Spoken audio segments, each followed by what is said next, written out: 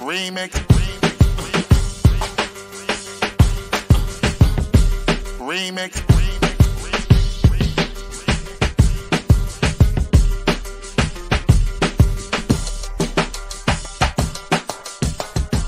Remix.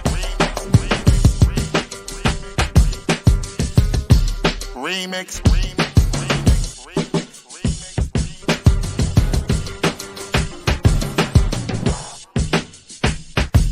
Remix. Remix. Remix. Remix. Remix. Oh, yeah. Welcome out. This is the Remix Morning Show. Bringing you that boom bap breakfast in case you didn't know. You know we got you. And I am the ear doctor. And yo, that's not all. Because we got to give it up to my man, Dr. Bar. What is that? That is crazy. What beat is that? Hard. That's my homeboy Ekendayo. He got a track with that right there. It's called Style Rhythm. Yeah, it's hard. Yes, that's how we bring it. I like that. What's up, man? What's up, remixers? What's up, world? Welcome to the Remix Morning Show. Yeah, we here, man. Cynthia Rose got her days confused, but listen, we'll be on tomorrow. But Women's Wednesday will be here tomorrow. Nah, it's still Testosterone Tuesday. That's right. So go get some. She trying to speed up the calendar. Yeah, she said, I'm ready for the weekend. What are y'all doing? Yeah, I heard that, though. It's not Friday yet. Oh, man. How was your week? Although, my week is great because tomorrow classes are over. Oh! Nice. That's what I'm talking about. So all the students that came crying and everything, how can I get a better grade and all that? It's over with? Literally just got an email this morning. And I double-checked and confirmed that it was the only thing I've heard from this person all semester. Talk about what's up with my grade. Wow. And yeah. But no, it's standard. It's standard. Yeah. So there's the more I've learned, the more I've built in accommodations for that, so it doesn't cause any problems. But yeah. 4-4 done. 4-4. You know what I mean? Man, I remember only time I really had to do that in college is my last year when I had the pizza place open, and I was like, "Listen, y'all know I'm working my ass off right now. Let me slide you a pizza. What else extra I need to get done?" That's all it takes. Hey, people like to eat, man. That's one thing people like to do. You can work some things out. But yeah, man. Yeah, no. So yeah, I'm very excited about that, and just got word from a project I got to work on. So my summer's already busy, and stay tuned around here. Because starting tomorrow, got a special guest coming through the crib. So we might have, who knows? It might get. The platform might get a little liver over the next couple weeks. We're gonna have to see. So stay tuned. I'm here for it. I'm here for it. Yeah. Had a decent week. Not decent, pretty good week. I did. I mean, it's only Tuesday. You talking about the weekend? Yeah. Well, my week from here is Thursday to the Tuesday. So yeah, that's my week. So that Thursday I did a gala. Is it gala or gala? I say gala. But tomato. So so I did a gala. We with the Let Us Make Man Foundation, Black Man Lab got an award for community service. Gave away 60 scholarships to some young brothers coming into their next phase of life. So that was good. And went from that to do another gala Saturday night. I don't know, it was gala week. And it was they raised $2 million for diabetes. So I was like, where my tip at though? But it Oh was wow. It probably, now that I think about it, it probably is Gala. I remember there's two things. I had a white history professor in college, and there's two things I remember that he said. He said, Europe is a borrowing culture, that they've originated nothing. Facts. And two, he said the sound is a complete concoction of the modern West. So I don't know why these are the only things I remember, or if in fact he's correct. But it's probably is Gala. That's why Elon just corrected us. Yeah, it probably is Gala, because the sound is apparently unknown in languages outside of the modern English. I don't know. That was why I just don't. That's a random remix. I don't remember nothing else we did in that class. They just had the Met Gala where people spend millions of dollars for outfits they wear once and then throw them to the side. I don't get that, but I guess that's art, right? I don't judge. Art is what you like, and it's worth what you'll pay for it. You know what I mean? I don't, for real. I want one of my favorite documentaries. There's two that I've seen in the last couple of years is about major art theft, and I. When they tell me one is worth millions and one is not, I can't distinguish. I often can't tell the difference. Yeah, I get so, and they couldn't tell the difference either, apparently, because what it ended up being in one case was, and this was they attributed to the traditions in China, where so much of what is done linguistically, apparently, and inscribing is just copying. So they have apparently these traditions where copying is seen as like a valued skill. So there was this Chinese artist who was just copying major European paintings and did it so well, down to even researching and finding the exact ink they used and the exact palette that they used and the exact brush they used, so that it would create as close as possible the exact look and texture of the original.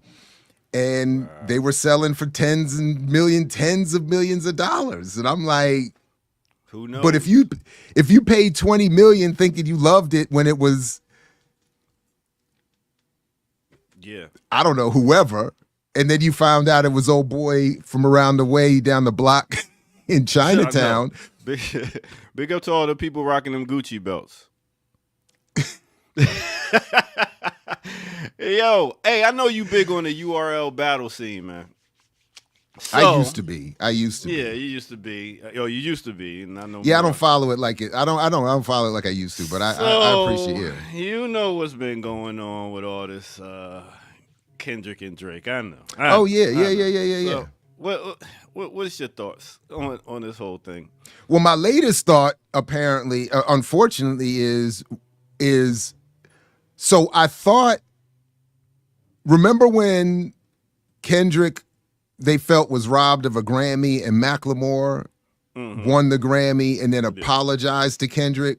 Yeah, I remember that. I think Kendrick should send him back that apology, because while Kendrick is talking about PDF files and Drake's private life, Macklemore's the one out here talking about free Palestine, making us all look bad.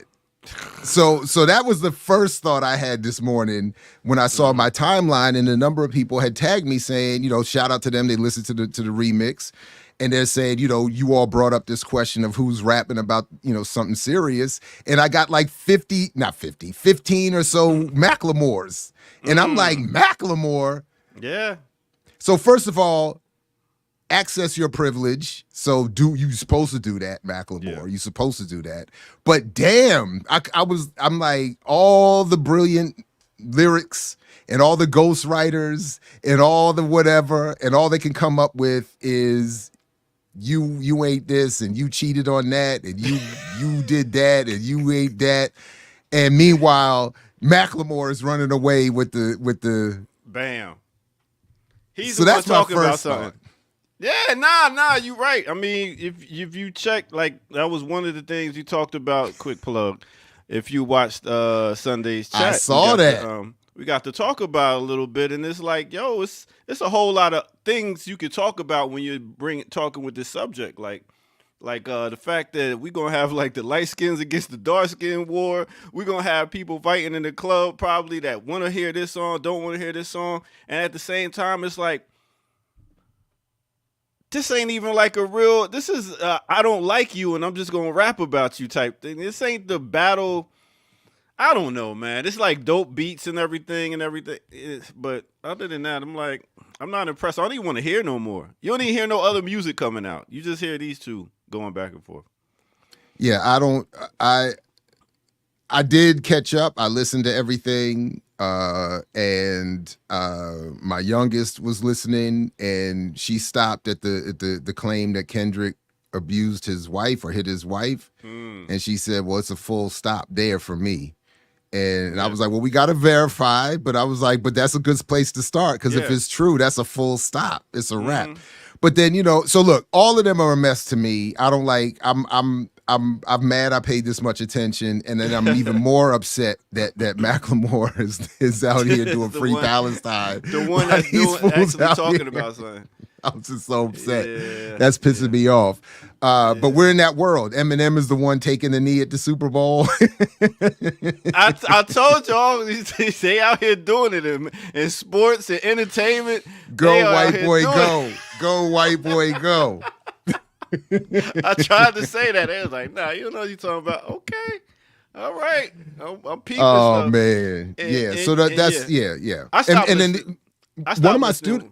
I stopped listening when Kendrick called Drake a colonizer. He said he came to Atlanta and got all the black talent and he used the people. I was like, damn, it's over, bro. I mean, you can't even go against that right there. So I was like, wow. So it brought up a bunch of things. Even my daughter, 14, was like, why are grown men arguing and calling each other out in music like this? This makes no sense. So then it made me think of the origins of hip hop and how we have battles and stuff like that. So now it's like, is it still necessary? I don't know.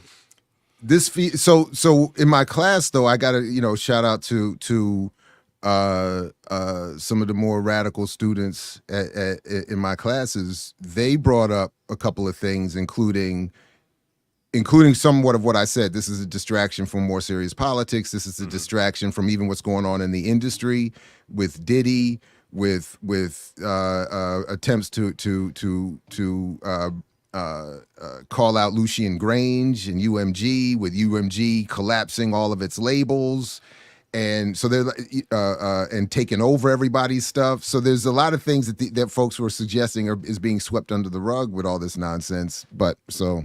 Hey, we need a hip hop aficionado, like bring in the experts. Franklin. Exactly. Now we can get serious. Exactly. Now we can move on from hip hop. Nothing at all. We talk about Palestine. That's not true.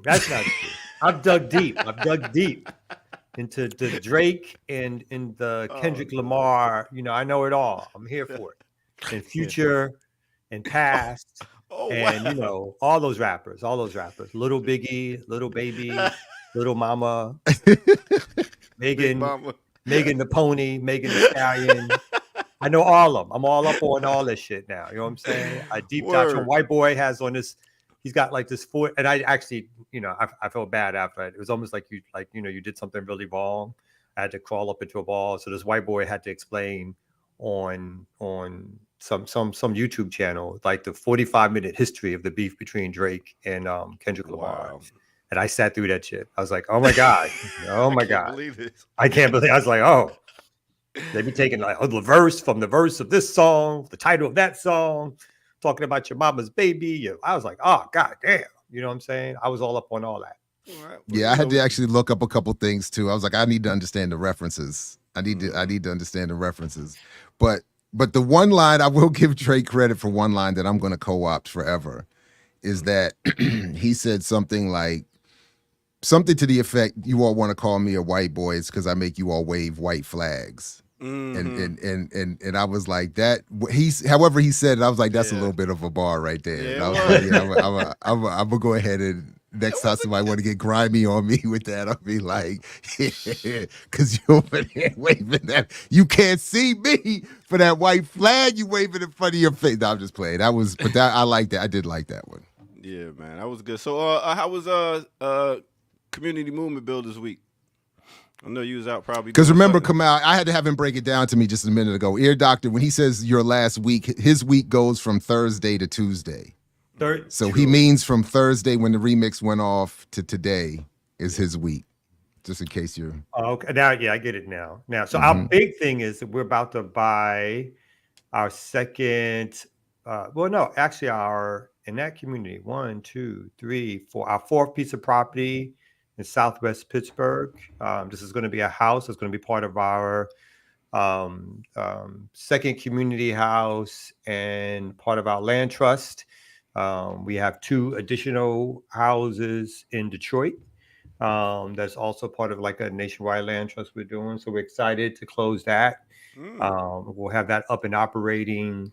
This is a finished house. We got some places that are just like property with no structures on them, but that's exciting because it'll be our second functioning land trust house. And then by the end of the year, if everything goes right, we will be building our third community house in Pittsburgh that should be up hopefully by December, January of the end of this year, beginning of next year, which will be our third functioning community house up and running in the neighborhood of Pittsburgh. So making all that stuff happen is exciting. We're looking for more and all that kind of stuff, So what's going on with these houses? Is this where y'all keeping the yams, or what are y'all doing? Keeping the yams? Was that like a euphemism for guns? What do you mean? Drugs. Oh, my bad. Oh, no. Yeah, Kendrick said that. Me and Ken, that's what I was. You know, like how you always accuse my pizza shop. Continue. Yep. Oh, so our community houses, 1, taking them off the market. 2, more importantly, when we call them community houses, we have our organizers and activists who, in exchange for cheaper rent and sometimes utility payments and so forth, that are taken care of by the larger organization, a larger collective. In exchange for that, they get to do neighborhood organizing work and more work in the community with organizing folks. So it's like a trade-off. We see it as a motto that's based on sort of the historical motto of some things that Snake did, even the Panthers, in terms of, I don't like this term of like, what did I like to call it? Like, I forgot the term anyway. Good. I'm glad I forgot it. It's basically deep dive in the community where folks in Snake move to certain communities to organize with those communities. We're part of the history of movement building. Is like, people will cohabitate 2, 3, 4 in a house. 1 or 2 will work regular gigs, allowing the other 2 or 3 to try to do work in the neighborhood and organize people. So that's the motto we're working on, is to deep dive in our community, to have all the spaces that we are lucky enough to raise enough resources to have, to be part of the work, that community that does work in organizing and folks in the community. So that's what we're trying to do. That's what we're trying to make happen.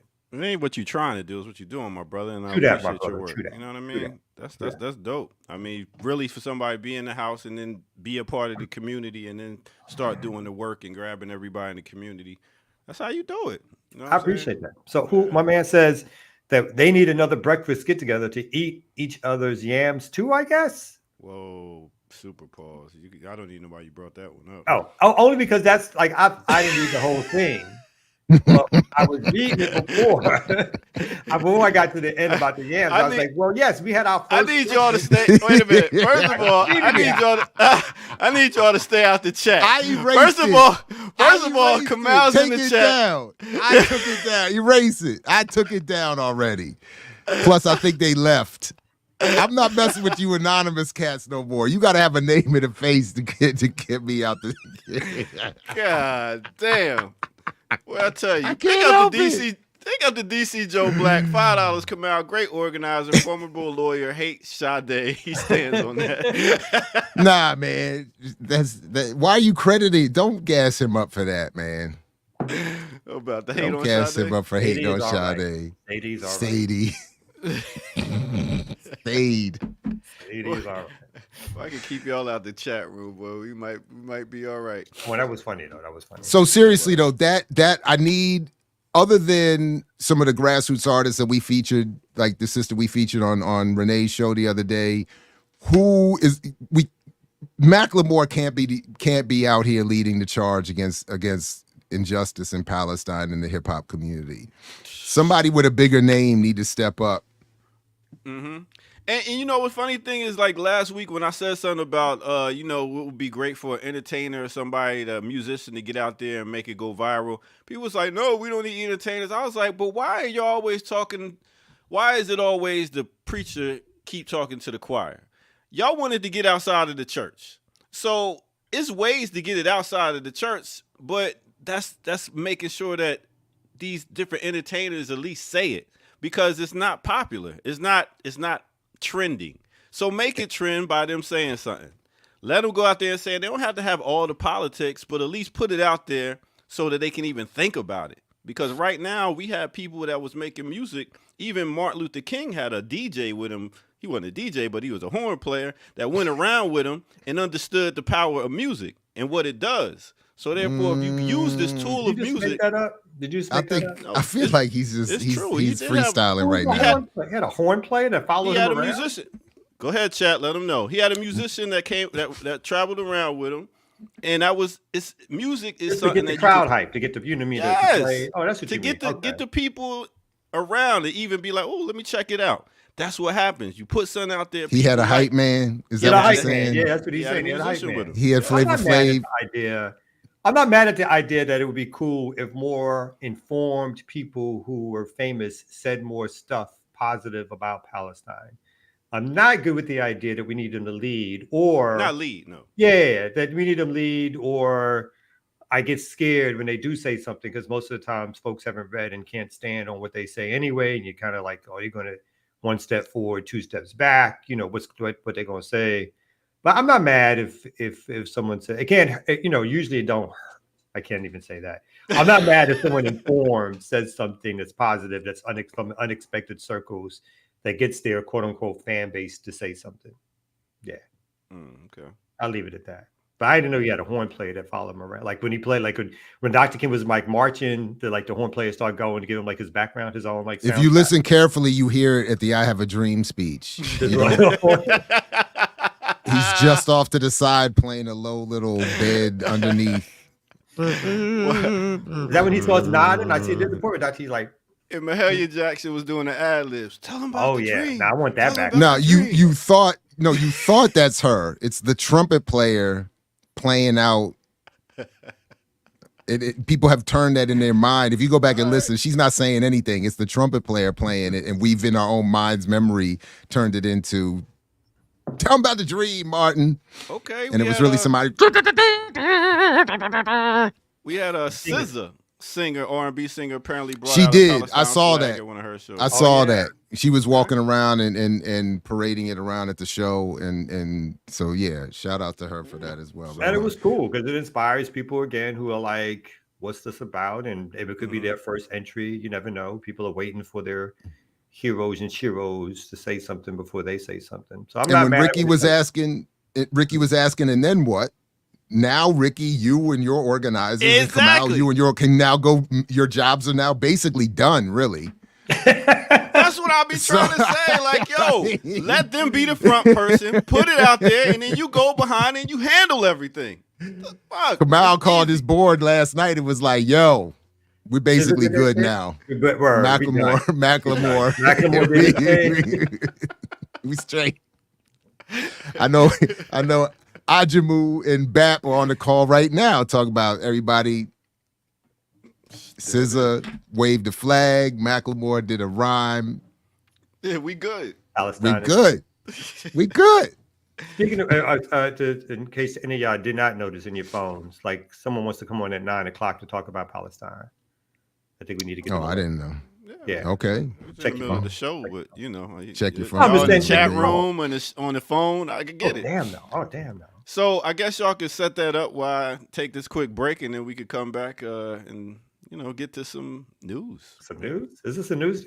Okay. Sometimes it is. Yeah. All right. Welcome out, y'all. This is the Remix Morning Show, and stay tuned right here. Let's go.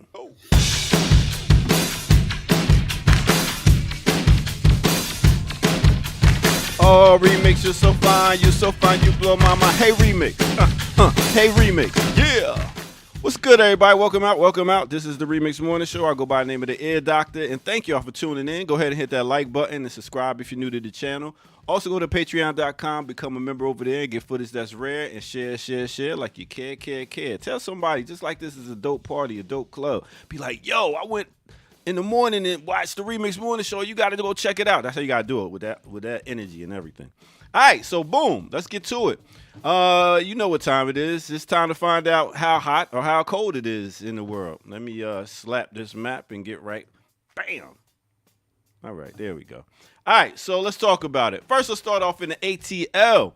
It got a high today of 84 degrees. That's nice and hot and warm here. Let's go to D.C. It's going to be a little cloudy, little thunderstorm, maybe around 77 degrees. Next, let's take it to the Midwest. Also, take your umbrellas out. Possibly get some rain over in Chicago. They got a high of 65 degrees. And let's take it over to Dallas, Texas. They got a high today of 89 degrees. It's John Blaze over there. Oakland, high of 69 degrees. Little cool, nice though. You know, with that water coming through. All right. Big up to the Bay area. And let's go to Jamaica, Kingston. They got a high today of 89 degrees. And last but not least, the motherland, no other land. Let's talk about Tanzania. Tanzania's got a high today of 79 degrees. So it's all right over there, too.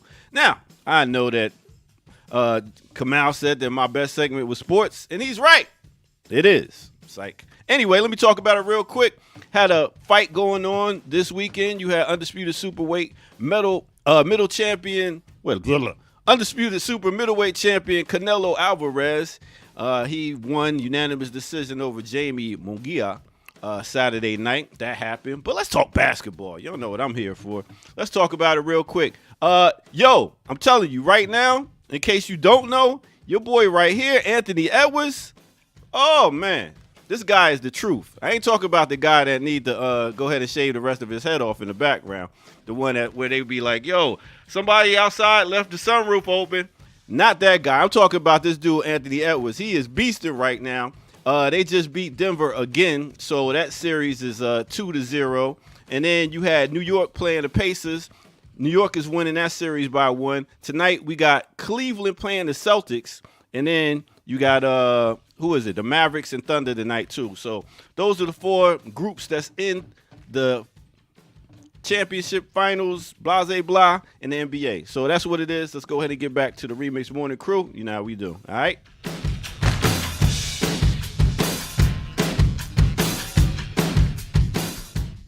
Man, I don't even like sports no more. This is all about the race war. This is all about the unspoken race war that we are all in. And Ant-Man, yeah, come on, bro. They compared him to Jordan. They're comparing him to Jordan, and all I see are the highlights. And he can in highlight reels, he can, but he gotta win. He gotta win. And if he can.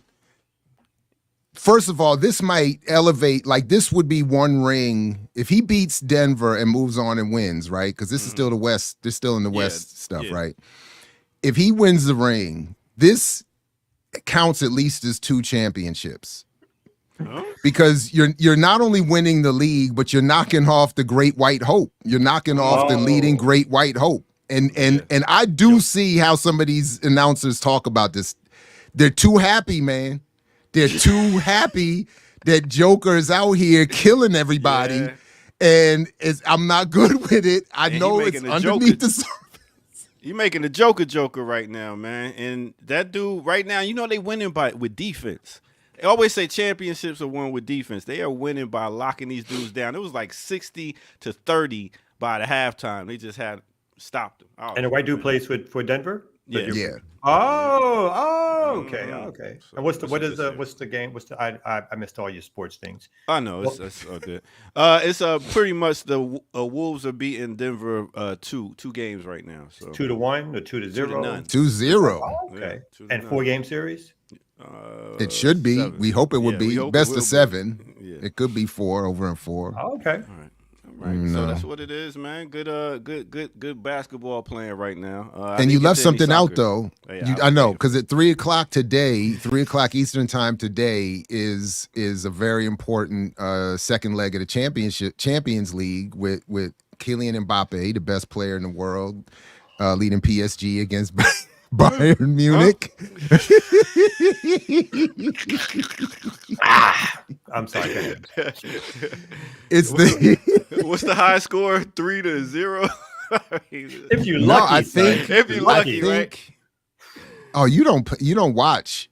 First of all, low scoring games are very exciting, but they've been scoring a lot. I think the aggregate is like 3-3 right now or 2. I gotta check. I forgot.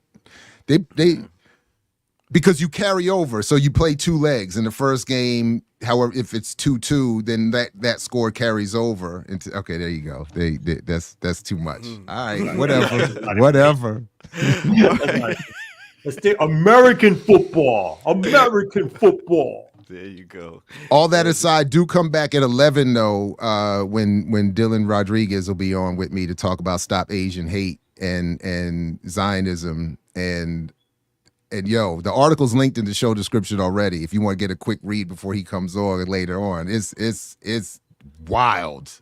Did The you read or nonprofit hear- world and Did you see the article in the New York Times about? I had no idea about China's citizens of China cannot buy houses in Florida. what? Wow. What? Yeah, That sounds like it's time to slap the mat. Oh damn. No, I wasn't trying to do all that. I was switching. Well, go ahead then. Then slap it. Then go ahead.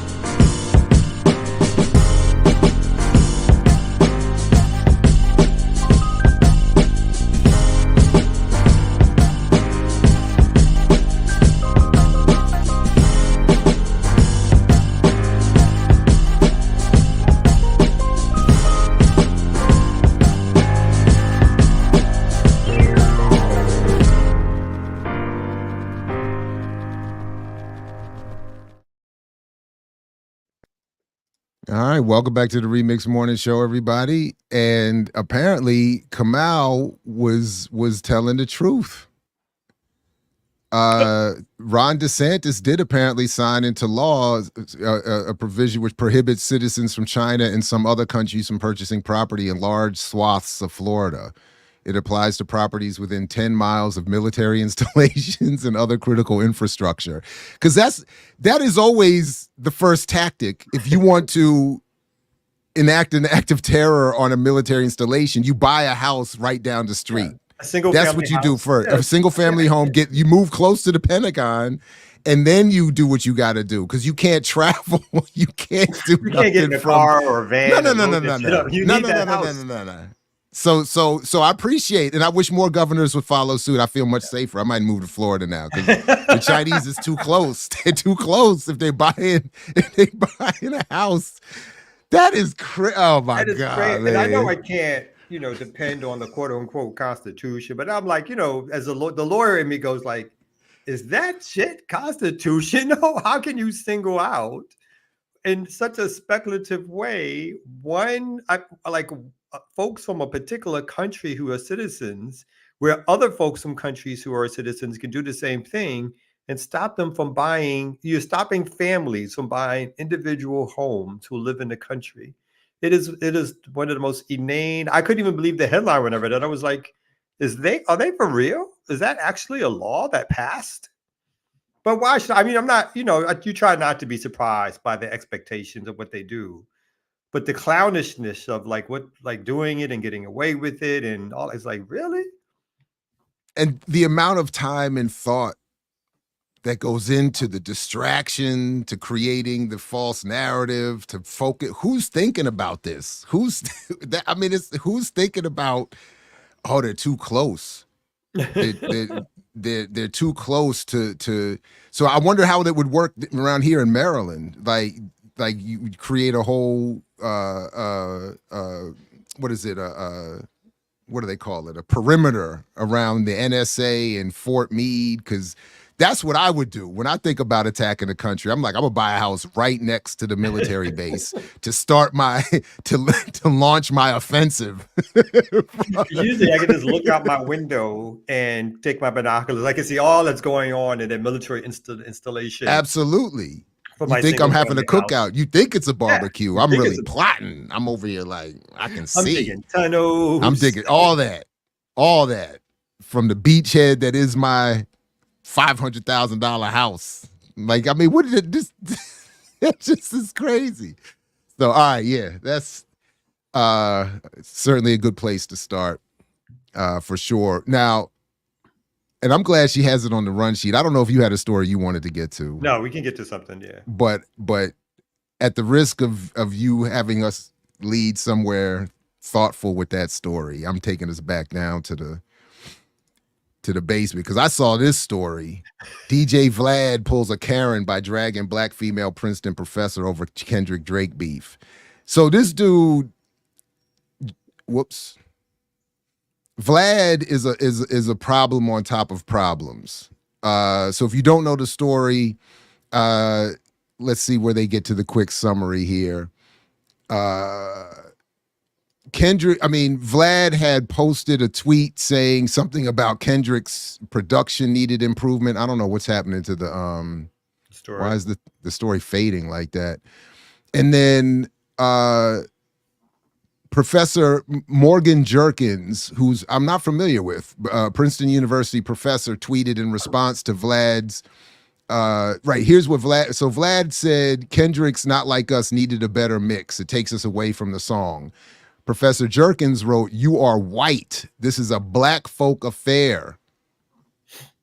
And then he responded, okay, so here it is. You are white. This is a black folk affair. Then he responded, damn, my bad, by saying, wait, so a professor at Princeton is telling me that a white person shouldn't be, and then of course he tags at Princeton, shouldn't be allowed to voice their opinion about hip hop. Is this how you interact with your students? That's the wackest thing for me. Mm-hmm. Why would you? Why are you? Yeah. Now you trying to get her in trouble with her job. Then she responded, what I'm saying is that your opinion is in a discussion that is not needed. This conversation is and should center black people, not you. He responded, don't try to change your words now. I'll be reaching out to at Princeton about this on Monday. Yo. Informer. Huh? Fired? He said informer. Yeah. Yeah, that's what I mean. And then he wrote again, it's called a permanent record. Every university has one. I went to Berkeley myself. Oh, excuse me. People spew, right. People spew ignorant and bigoted comments at you publicly and then act like they're getting bullied when they get a response. Typical victim mentality. Wow. So he's all into the right-wing nonsense. Mm-hmm. So go ahead and take that at Princeton out of your profile, sweetie. Wow. So anyway, so my thing is, when I first saw that, obviously my first response is why are people so quick to go after people's jobs like that? And it's happened to me. People have, particularly in the reverse hashtag community, have been quick to at Morgan when they're saying, this is the kind of professor you have, this is what you're encouraging students. And I'm like, so what are you trying to do? First of all, I'm not even sure if you understand how the university system works and to what extent that could play a role. Now, Vlad actually has a big enough name and a following where it might, given what her maybe relative status to the university is, if she's not tenured, if she's not one of the bigger name professors, it could impact at some point. But when I thought about it again, it occurred to me, he feels he has to do this because in his mind, unconsciously, she's going after his job and after his boss, which is the public sphere and the subscriber base, which if you're challenging his credibility as a white spokesperson of blackness, you're threatening. So I'm not saying he's justified in that, but I am saying I'm sure this is how he's acknowledging it because he is feeling defensive on that particular call. You're not just disagreeing with him, you're saying he can't even be in the conversation, and his whole career is based on being at the center of the conversations of blackness and pop culture and all this other kind of stuff. So he's like, you can't, his legitimacy, I manifesto, is exactly right. You're going after, so he's got to now go after yours, which is not excusable. I think it's wildly trifling. And then to add the sweetie in there too. Yeah, Vlad appears to me to talk and engage publicly like someone who has a lot of money and a lot of security. And someone who considers themselves centered in the culture, right? And then there's the big question: do we own hip hop anymore? Like, I mean, like these cats have basically, like from the corporate point of view, they've definitely taken it over. But videos and artists and whatever, it's like, and I do blame, I don't completely really blame Black folks for it, but like the door opening of like, come on in, let them all in, kind of thing. Like, what do you think happens when you let them all in? When you go, that was a lost fight, though. Yeah, my bad. Go, yeah. So you go on Vlad's show and that's what you need. That's other people platform, or other people give him a platform by going on his show. That's the show of choice that they want to go discuss things on about hip hop and all that kind of stuff. Then you're giving this dude a bigger platform than he deserves anyway, in terms of like hip hop or the music or the culture, or who gets to be the one that breaks things that happens in the culture or whatever. Yeah, I just think I think that was the lost battle. I think our generation witnessed the loss of that. There was a brief moment, it felt like, where there was a battle over the co-optation, and we just lost. That's the context of the colonial hostility won out. I mean, we can't win that battle through the culture by itself. So, but yeah, at this point, everybody goes on Vlad. She should have shot back, like, you're not a collaborator, you're a colonizer. A Kendrick line. That would have been a good line. Yep. See, you've been paying attention. You know what I'm saying? I'm there with the culture. That would have been a good bar to hit him back with. That is now the bar to hit everybody and to chase him out a little bit. Quiet him down.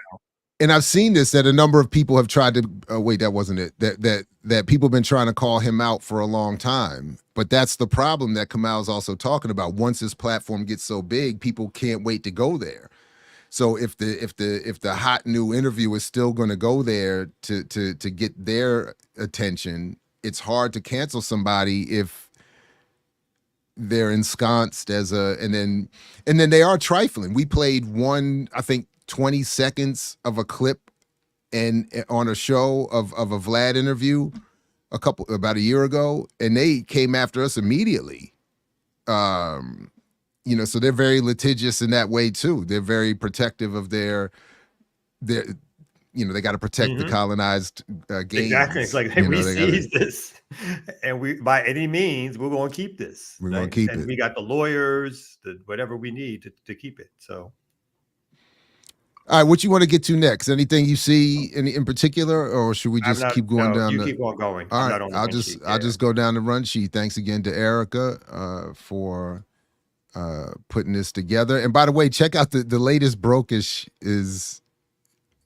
They're hilarious. They're actually pretty funny about the whole thing about who's a millionaire, and Jack and Jill, and it's. They're a wild crew over there at Brokish. So shout out to them. All right, so we got Hamas accepts Qatari Egyptian proposal for a Gaza ceasefire. Israel says it will lend a delegation to meet with mediators as its war cabinet approves continuing Rafah military operation. Hamas says it has approved a proposal for a ceasefire in the 7-month Gaza war. Even Al Jazeera is doing this. Put forward by mediators, Qatar and Egypt, although Israel says the proposal falls short of its demands. Israel says the proposal falls short of its demands. Okay. Ismail Haniyeh, head of the political bureau of Hamas movement, conducted a telephone call with the Prime Minister of Qatar, Sheikh Mohammed bin Abdulrahman Al Thani, and with the Egyptian Intelligence Minister, Mr. Abbas Kamal, and informed them of Hamas's approval of their proposal regarding a ceasefire agreement. Although Hamas's proposal is far from Israel's necessary requirements, Israel will send a working. Well, what is it that Israel is requiring? Basically, the eradication of Hamas, the return of all Oh, hostages, the seizure of all Palestinian land. So, I mean, again, Israel has taken this as an opportunity, and the bombing in Rafah has started, and of course, that was the huge concern that right. with so many people who were pushed there to try and get humanitarian aid, Israel within within hours of telling people to move, started bombing, and the claim is, of course, that they're trying to seize the Gaza side of the border um, with Rafah so that they can control that. But at the same time, the bombing has started.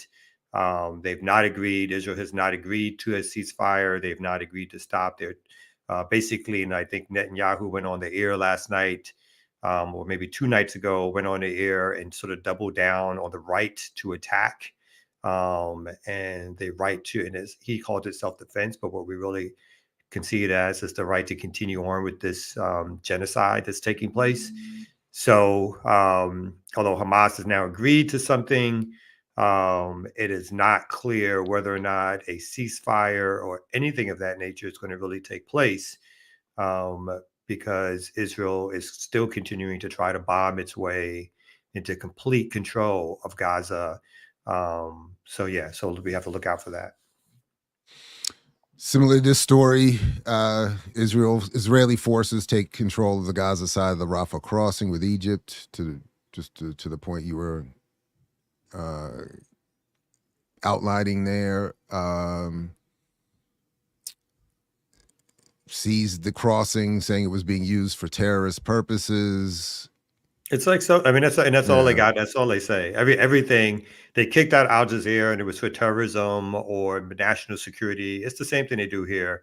They don't got to tell you anything. All they got to do is say national security. All they got to do is say it's terrorism. And then the Western press eats it up. And that's what their lead story is like. Oh, the government says is this. And so that justifies anything that they want to do or whatever. And although the media outlets, I guess, have come out in opposition to kicking out Al Jazeera, Israel is like, so what? Am I still getting all that money? Am I still getting those billions of dollars from the state? Okay, y'all can say anything you want to say. They've actually claimed that Joe Biden has called Netanyahu and told him and warned him against a quote unquote ground invasion, and he won't have U.S. support. And I think Israel just laughs at that, or it's just part, or they're, I half the time I don't even believe it's being said. It's like, okay, we're going to say this just to let you know. We're going to say that we're saying that we're opposed to what you're doing, but keep on doing what you're doing. We just have to get cover because I need to win this election. Blah blah blah. It's like, yeah, of course. When you say you're opposed to what we're doing, what I'm going to do is come out with a statement that I'm so mad at you guys for saying that you want us to stop doing this. And then, they chuckle behind the scenes, they get their writing all together. And, the question becomes, hey, when are those new armaments arriving? It's like, oh, we already shipped those 3 days ago. Don't worry. You'll have lots of armaments to continue your killing campaign. That's the real point of the conversation. Everything else is kind of, what is the political theater that we put out there for everybody else to hear to make it sound like, either some side is showing restraint or some side is showing that it's willing to use its military armaments to quote unquote defend itself. All of that is political theater for us, for the media. The real thing is that at no point whatsoever has the United States stopped supplying or even considered stop supplying Israel with money and weapons throughout any of this. At no point have the allies, the Arab allies, in terms of Jordan and Egypt and Saudi Arabia, really done anything to stop this genocide from happening, except put out public statements and finger wagging. But they've not torn up any agreements.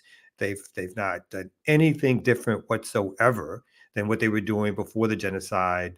except giving favor and continuing their relationship with Israel because they're too, I don't know, obtuse to understand that Israel is actually their enemy, as opposed to Iran, as opposed to Hamas, as opposed to Hezbollah. And so instead of fighting back against those things, instead they want to go where the money is. So, just quickly, similarly here, Al Jazeera condemns Israeli government decision to shut down the local offices, and I like how Netanyahu described this, that this was a decision unanimously decided to get rid of the incitement channel, Al Jazeera, which will be closed. And Al Jazeera is saying that it's because Israel wants to suppress freedom of speech and press and to have its actions in Gaza go unreported or underreported. Yeah, perfectly consistent with what is happening, and another reminder of why we should, how we should understand the role of news in a society. It is a political propagandistic force. So why, ear doctor, why don't we take a quick break and then come back? I mean, we might as well, if our guest is here a few minutes early and ready to go, the topic is similar, we should take a quick break and then come back, right? No? Doesn't that make sense? That makes sense. And then come back with Let's the discuss. guest. Ear doctor, come on up so we can discuss. Yeah. Hello? Oh, We he's can see changing you. his, he's getting his. I was getting my together. I had to wait for your response. See, I'm Taking too working. long. This Oh, you production. put it in a private chat. I didn't even know that. Wait a minute. Let me read that. Oh. There you go, I Kamal. wanna That's It's called see. private for a Going reason, and Kamal. Now he gonna just read it out loud. Break. Oh, my bad. Okay, yeah. When did Here go I Kamal. agree. Oh, so this is the secret communication that was just handed to me. And the code word is We're gonna move on October set. Oh, what? we're live. We're live. We're live. What? Oh my gosh. We're gonna do a real quick break, y'all. We're gonna come back and we're gonna bring it to y'all right here. That Boom Bap Breakfast right here on the Remix Morning Show. Let's go.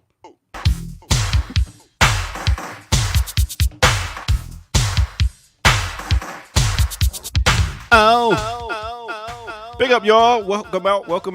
This is the Remix Morning Show. I go by the name of the Ear Doctor. Please make sure y'all hit that like button, subscribe button. If you're new to the channel, go to patreon.com. Become a member over there and get some footage that's rare. And also share like you care. All right, boom. So we're going to do a real quick break because we got some more stuff to talk about. And let's talk about this almost, I would say, 3-hit wonder. A group that's known by the name of Ready for the World. Yes. Can you believe that they are straight out of Flint, Michigan? I actually thought they was from California with the Jerry curls. I was like, go get some plastic on your couches. Here they come. But they came out in the 80s, and first album was Ready for the World. This was actually, the thing is, they had 6 albums. I'm sure y'all didn't know that, but now you do. And two of the big songs that came off of this album, as you hear in the background, is Oh Sheila. Oh Sheila came out and hit them. It's a good dance tune, and everybody was rocking to it. And then they had the other song, the lead song, that was Tonight. Girl, Tonight. That was the joint too. And then actually off of that album, they had one song called Human Toy, and it was an A-side, B-side, and on the B-side was Love You Down. So those are the 3 big songs that you got from this group. 6 albums, 3 songs. That's what it is. That is Ready for the World, and I hope y'all are ready for the Remix Morning Show as we get back right here, right now. Let's get it.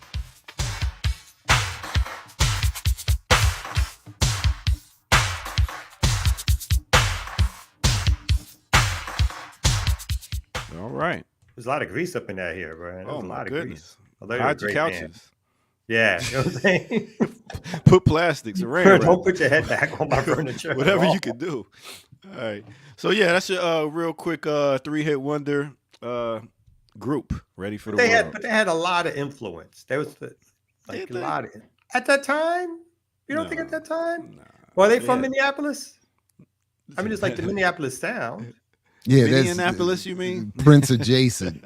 Prince adjacent. Yeah, they from Flint, Michigan. Oh. Anyway, so yeah, let me get out of here and let y'all get to some business. Peace. Well, I hate to say, I mean, I have to say, I told you so. I told you now that Macklemore and SZA have been waving the Palestinian flag that BAP don't have nothing to do.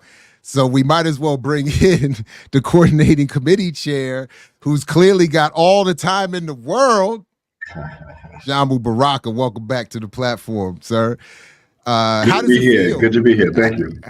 Let me ask you first off, how does it feel to now know that you all can stand down with the stepping up? Yeah, I mean, I don't know, I mean, what does BAP do now that Macklemore and others have stepped up there to remind the world that Palestinians need to be free? It's over.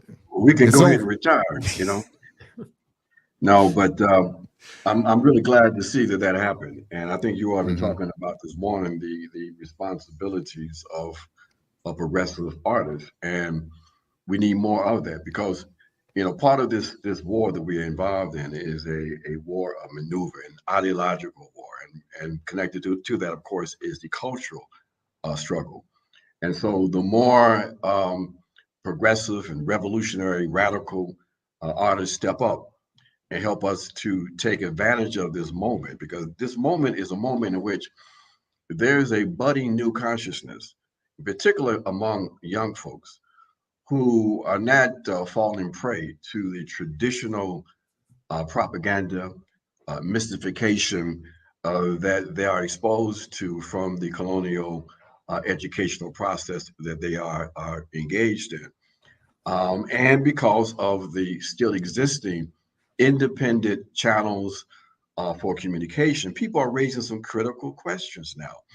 And so strategically, we have an opportunity to help to make a shift that is absolutely necessary if we're going to continue our forward progress in terms of building a revolutionary movement here in this country. So having all elements step forward, in particular, those folks who are doing cultural work is vitally important. So we salute Macklemore and hope that more artists take a chance. We know that there's a grip on the industries. We don't want to play into a particular kind of trope, but we understand, who has a disproportionate amount of resources to ensure that people are afraid to oppose their agenda. Yeah, right on. That's part. No, I mean, part of what you said too.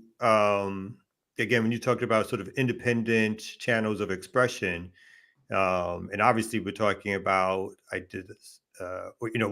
it's all corporate, but the idea of not having to go through corporate media because of social media right now, right? And again, we all know the real reason behind the conversation about banning TikTok.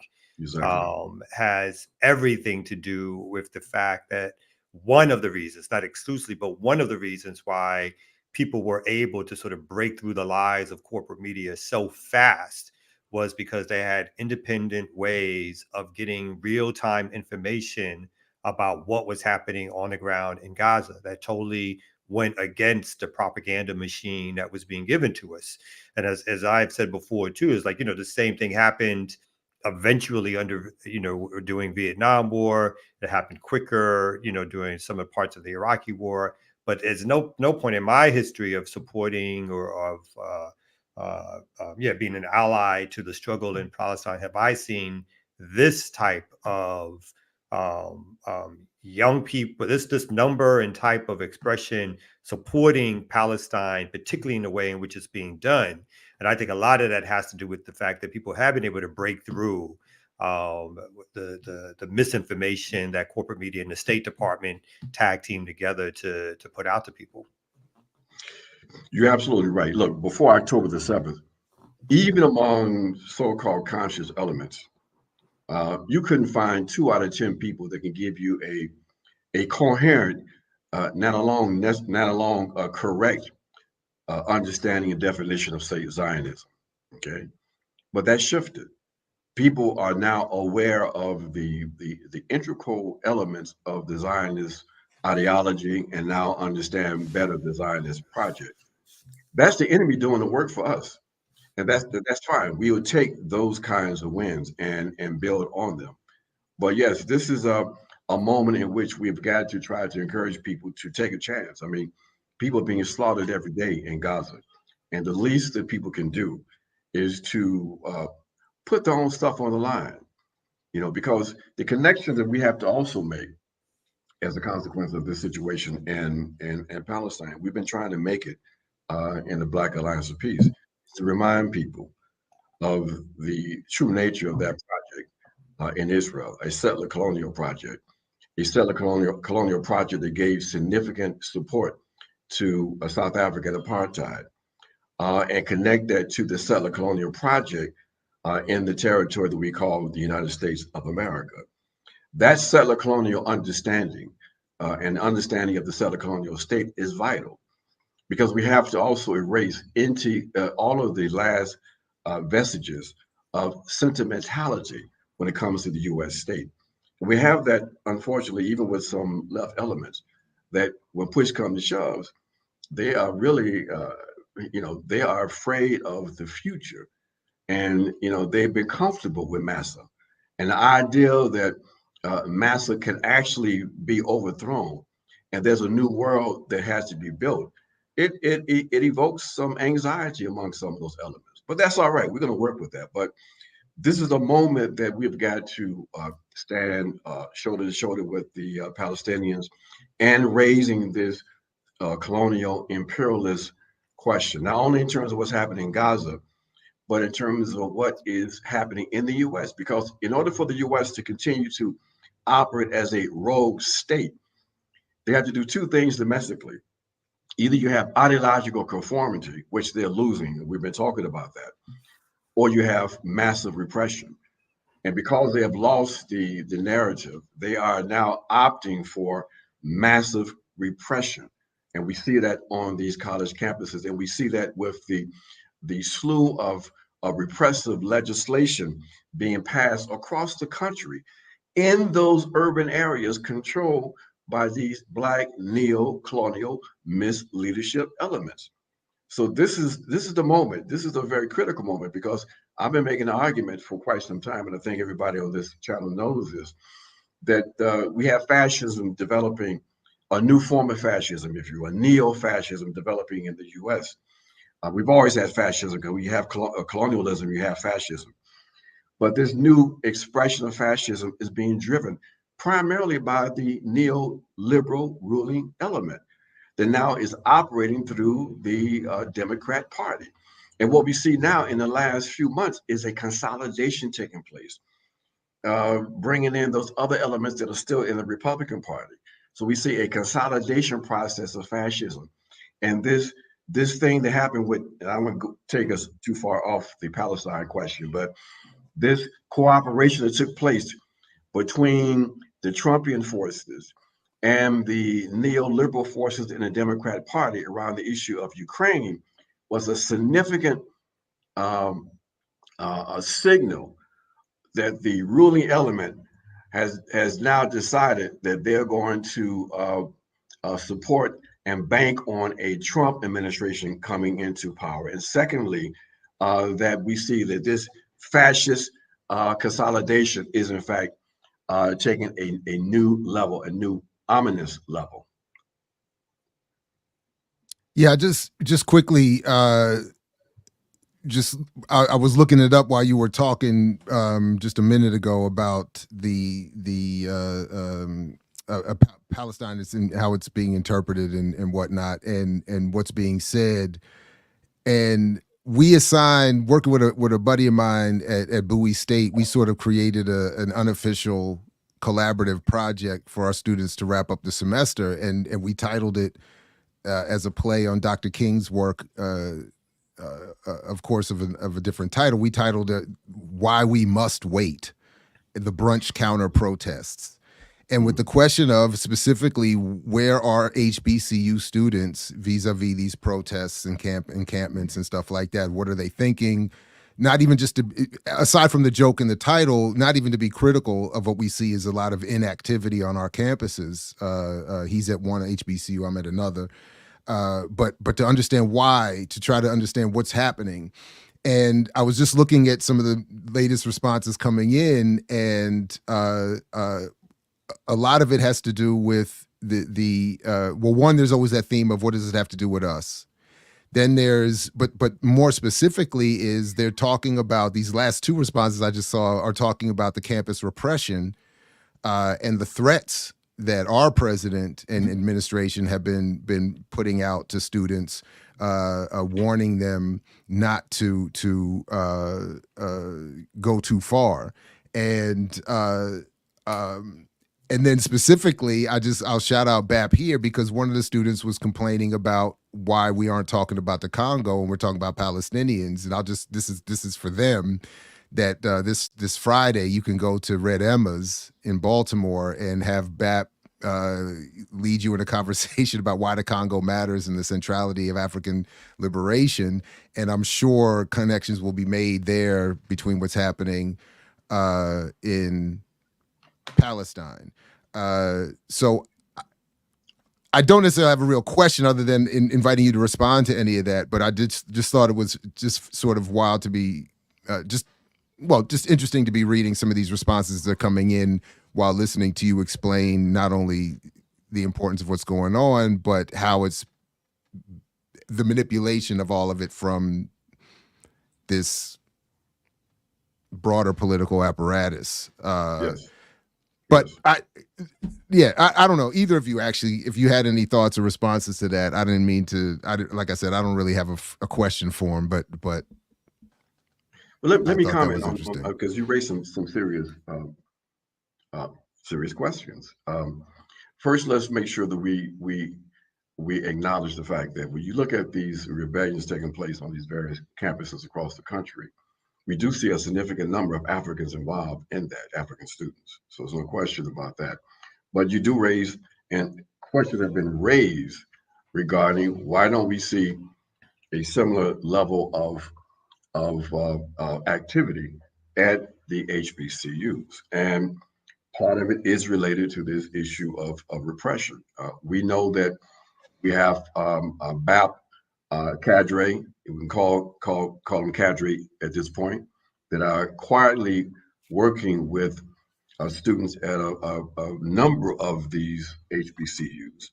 And they have, in fact, encountered some of the issues that you raised in terms of the concerns that they have regarding repression. And those are real concerns. But, this is really part of the struggle, part of the challenge that we have in terms of our attempts to try to raise the level of consciousness in order to raise the level of activity. So, that's being done. We would like to see a more forceful response from Africans on these college campuses, and which means we have to also lead to the other element that unfortunately we have to deal with, that we didn't have to deal with in the 1960s to 1970s. And I was there. That is this weird anti-Black radical position that these struggles are somehow disconnected from us. We've got to constantly remind people that what we're up against is a global system of colonial capitalist white supremacy. Okay? So you have different forms of how that manifests itself, but it's one system. So you can't pretend that you are opposed to white supremacy and colonialism in the US and not understand or not even attempt to understand what is happening in the Congo or in Haiti or in Palestine or in Venezuela, because they all interconnected. So it's not really a serious position for people who call themselves serious.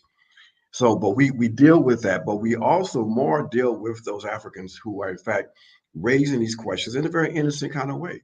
And we find that these people who are principled, it's very easy for them to see those connections and then to begin to contribute in their own internal radicalization, if you will, but also to join organizations and get involved in this resistance struggle that we're still trying to build. So, we don't get frustrated with the fact that We're not at where we would like to be. As organizers, we accept, the subjective realities that we have to deal with, but we don't leave them there. We aggressively attempt to try to shift those subjective realities because with these Negroes in place, passing legislation across the country, openly collaborating with the colonial state, if we don't shift consciousness, if we aren't able to create more effective structures of resistance, then we're in trouble because this next phase of fascism is real and it's consolidating. And we're not going to sugarcoat this. It will be a fascist phase, and we're already in the first element of that first phase of that new reality. And we've got to prepare our forces for that. We don't play with this, okay? And if that makes people uncomfortable, scared, or whatever, please, beg our pardon. But this is what we have to deal with. And so this situation in Gaza should be frightening to everyone because if they can justify and get away with it, the mass slaughter of Palestinians, what do you think that means or that implies for us in this country? Okay, this notion that you got good masters out there that are going to protect you is an illusion. These folks are about maintaining their hegemonic power, and they have demonstrated even in Ukraine that they're prepared to sacrifice even other white lives to do that. Okay, so time out for any kind of illusions, Africans. We are at war, and we've got to prepare ourselves for this phase. That's exactly why, we continue to make the ties between Cop City and Gaza and Israel, these different Cop cities, because the continued militarization of the police here, these sort of robust military compounds where they are training for urban warfare, are things that have been around for a little while, but the expansion of them, and I think we're in a particular period, and that this period has been around for at least a decade, where mass mobilizations have popped up, but they've subdued and they haven't led to sort of like larger organizations or continued organizing. But the mass mobilizations in themselves and the level of them and the ways in which people have not been scared to go after property and to go after the police precincts and to go after the things that the state owns, even if it's just some graffiti or the breaking up of equipment or marking of equipment or even burning equipment. I think the unleashing of, again, the ways in which people view the United States and its imperial power domestically and internationally is something that scares the hell out of the ruling class. And so now the ruling classes have been reacting. And like you said, like if what's capable in Gaza is capable here. Move was no accident, right? That wasn't some simple one-off that you will never see again. They bombed the whole city block in order to destroy a radical organization, even if we don't always agree with every political position. But the idea that radical organization was taken out, these plans, these preparations, these movements on these college campuses are further proof about what they are willing to do. We've had our own members were involved, particularly in the UCLA campus uprisings and encampments, deep dive involved. We and in other places, I've seen some videos about who's that this is the cops being like, who's organizing this or who's organizing this. Like, I'm not taking that kind of credit, but it was like, we've supported on different campuses, not just in Atlanta.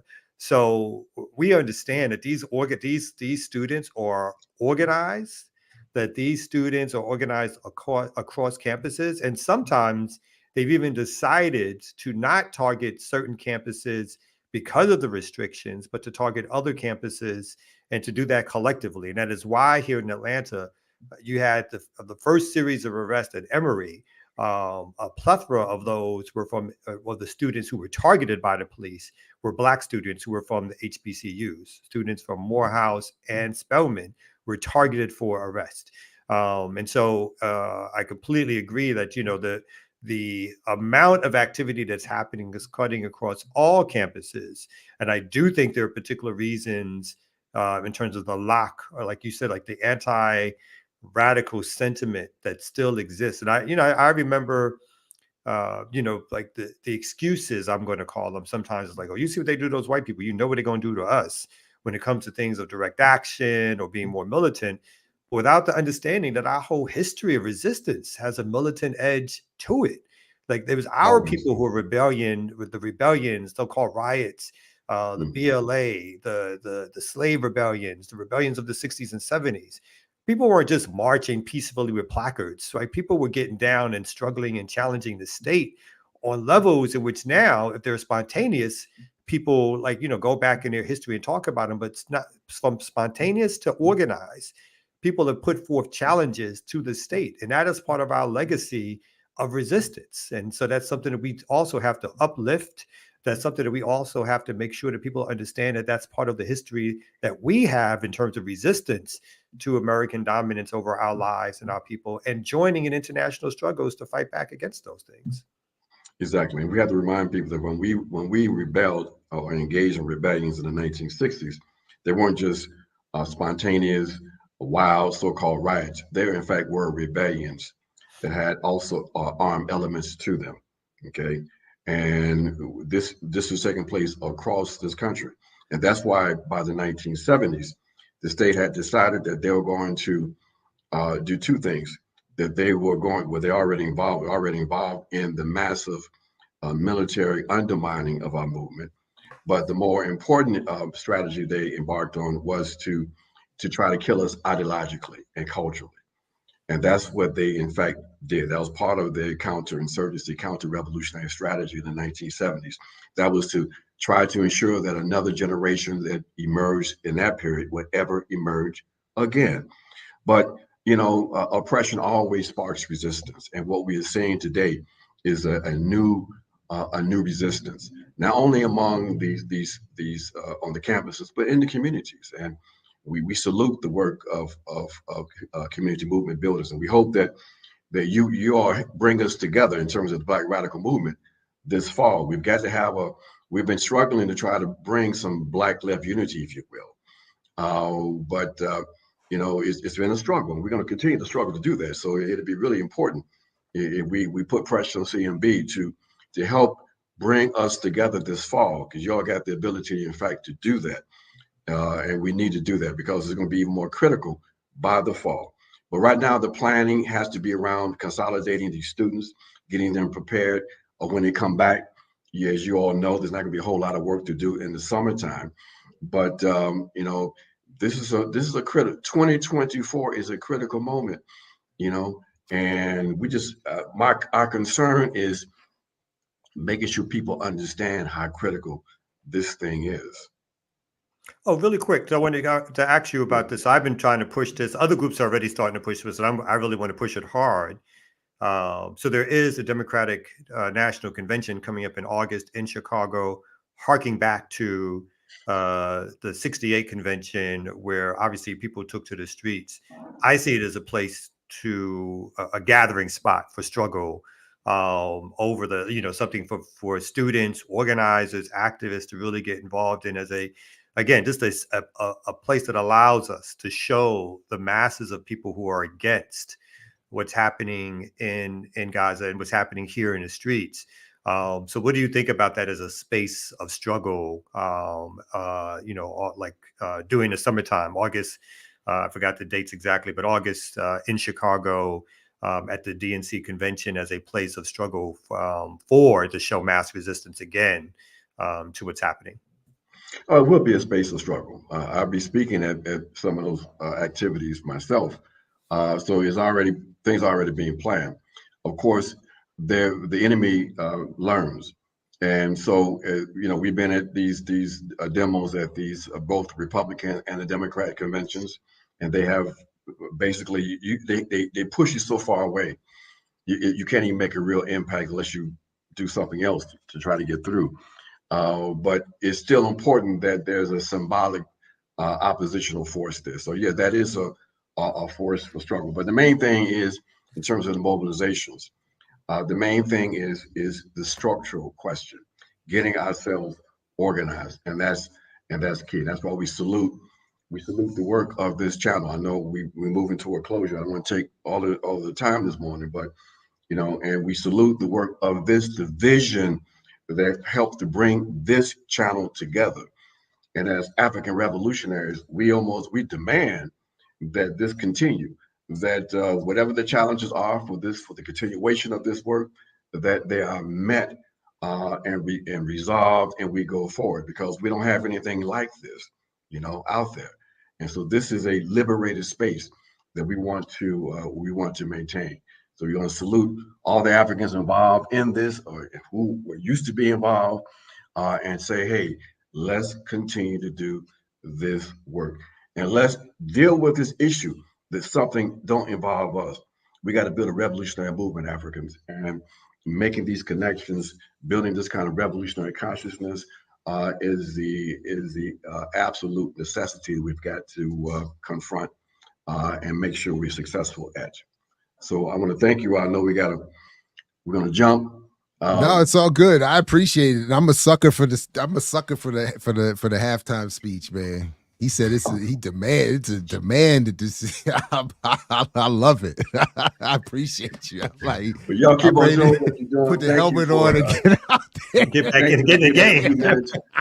Let's keep on building, keep on organizing, Yeah. and we really salute you all and admire all the work that's being done out there, and all the folks in the chat that are talking, who are with y'all every morning and with the other shows.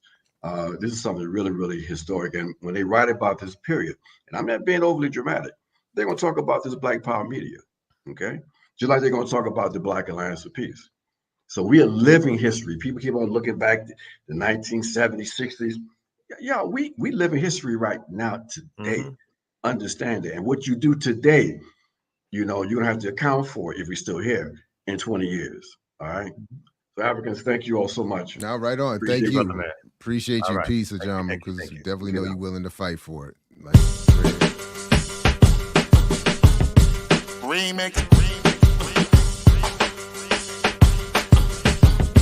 Remix.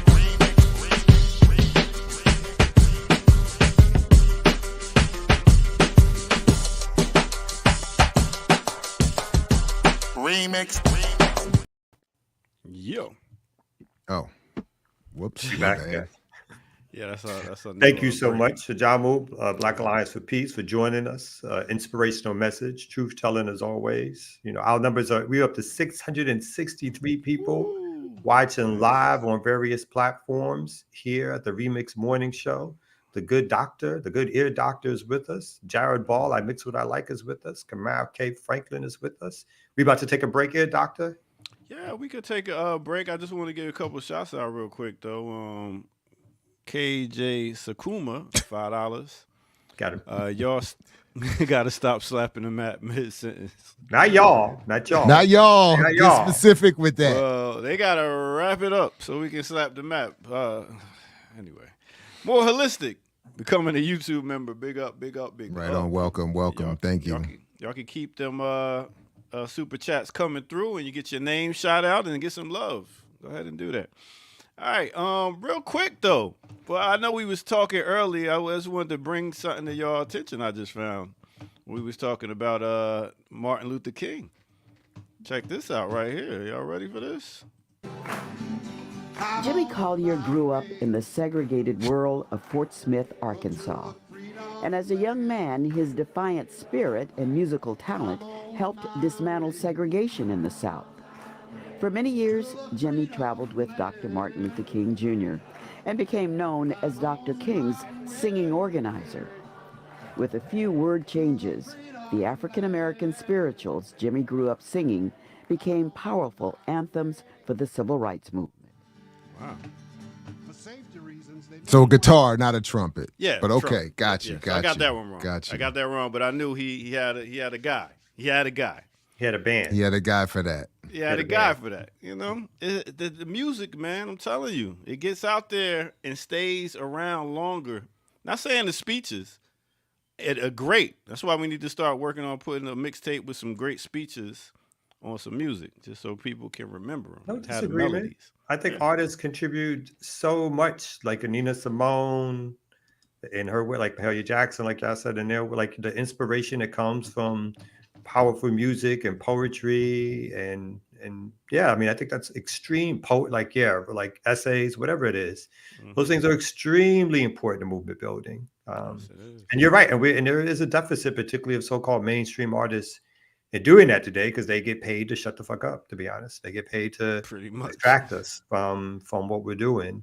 And all again, like I wouldn't expect it from a Drake, but I think I would expect from a Kendrick Lamar. I don't think, again, I'm not up on it, so I could be wrong. People can point it out, but I don't know if I've heard any statements about the struggle that's happening in Palestine, anything around Cop City. If someone is being billed as kind of the radical artist of our time, like I haven't seen Nothing. that kind of stuff coming out of someone who would have the audience and who could survive it. You know what I mean? Like some artists maybe think they can't survive if they get pushed into and talk about their politics, but he's built his career on the suggestion that he's a social justice, he's down around social justice or radicalism or organizing in the community, and he has a huge platform. So there's no reason why he would be scared of losing that platform if he came out against the war. Against the slaughter of Palestinians. I shouldn't even call it a war, against the slaughter of Palestinians. So, hey, just real quick, I just got this sent to me today, this morning while we were on here. Shout out to Daruba, sent this, what Lord Macaulay said about Africa and Africans to British Parliament in 1835. I have traveled across the length and breadth of Africa, and I have not seen one person who is a beggar, who is a thief, such wealth I have seen in this country, such high moral values, people of such caliber that I do not think we would ever conquer this country unless we break the very backbone of this nation, which is her spiritual and cultural heritage. And therefore, I propose we replace her old and ancient education system, her culture, for if the Africans think that all that is foreign and English is good and greater than their own, they will lose their self-esteem, their native culture, and they will become what we want them, a truly dominated nation. He's a true ancestor of Willie Lynch. Except that except it looks like this one actually existed as opposed to Lynch not being real at all. But man, guys, I mean, that's how you do it. You make them believe in your God, give them your education, take away their culture, and give them yours, and be like, listen, this is a gift, y'all. And as a true Pan-Africanist, he considered Africa one unified country. That's exactly right. Wow, so much to learn here right on the Remix Morning Show. We got 665 people watching. Let's make sure we get 665 likes there. Can we do that? Or 665 donations. Bam. Just $1. How about $1? How about 10? 10. A 10. $1. I want $10. What's the 10? Give me 10. Put 10 on it, son. Put 10 on it. Put 10 on this channel. Y'all want to see this channel work? Continues all the things that Ajamu was talking about? Oh, 10 on it, son. One time only. There's still $10 on it. 10 bones. And let me tell you, if I'm still here and somebody has written the history of this moment and don't shout us out, gonna be problems. Talk that talk. Better be in the footnote somewhere. Damn right. I'm looking in the index straight out the gate. Where we at? You can talk about how they ate. And I will be in my rocking chair talking about if YouTube is still here, I'll be going live talking about these motherfuckers. Three long years consistently? Mm-hmm. Come on, man. You're gonna mention the Young Turks or some bullshit like that? It's some bullshit. Every week in the black community like this. Every week. Exactly. Did you see? Every day. Wait a minute. Every day. But did you see Roland Martin? Hold up. Roland needs to put some respect on our name, man. What? Because Roland just went out there and did a whole thing about how Byron Allen has just shut down the Griots, a whole bunch of Griot podcasts. Mark Lamont Hill and others lost their podcasts. I didn't even know he had a show over there. I only know about his YouTube show. But and Roland went on this whole thing about how ain't nobody doing the daily news like his network, and ain't nobody doing black media like he does over there. And he went through the roster of all the folks that exist that don't do what he does, and we didn't make the list. And I was like, that's messed up, son, because you know half your roster was part of my crew at some. Well, that's his new thing. I think he tried to engage and slander us, but now he ignores us because it's like it's the better thing for him to do. Because if he turns on people to be like, and who are they again? Yeah. Then that'll be the end of somebody like her. Because who gonna want that fake ass news once they get real stuff that's happening over here? Who wants to ask out news when they can get the real news over here? So I think his new plan is just to ignore. And let me challenge Mr. Mark Lamont Hill here. Okay. Just say, who I like him. I don't know him that won't know him that well, but why start your own YouTube channel under your name? What's going to happen with that in 10 to 15 years? Like when you go, that channel is gone. You should be doing stuff here with Black Power Media so that we can build something that's a legacy beyond any of us as individuals, because we all got to go. But the channel stays and moves on, and the radical politics survives us as individuals. That's why when we have, I know they don't like being called young organizers, but like a Ricky Ryan and some other organizers who are youngish in age compared to some of the rest of us, there and others like them, the two blacks and all the rest of them, like those folks get to inherit something and push it and move it further because of things that we built. But we put things under our own name and they become just symbols of who we are. When that person is gone, that station is gone, that movement is gone. So if you're really about radical politics, then let's feel our way in terms of how do we hook these things up to make sure that these platforms survive us as individuals and they continue on with the radical politic that we claim that we are trying to do. So I'm going to put that challenge out there. I love it. I just heard bars. Fuck Kendrick and Drake. I just heard bars right there. Trying to tell you. I'm better than both of them niggas. It's not a top three. It's me. Don't get me. He stole that line from me. I'm just more holistic. Thank you. I love this platform. Keep up the excellent work. Right on. That's it. But you're right. Please add F to signify. So see, this is the issue though. This is the issue. And all jokes aside, I don't know, not that you were making a joke. I'm not saying that, but for me, all jokes aside, this is an issue, and I'm not trying to be in signifier anyone else's business, but for some people, this is their career. This is their livelihood. So at most, I would think we could expect some sort of cross-pollination and collaboration.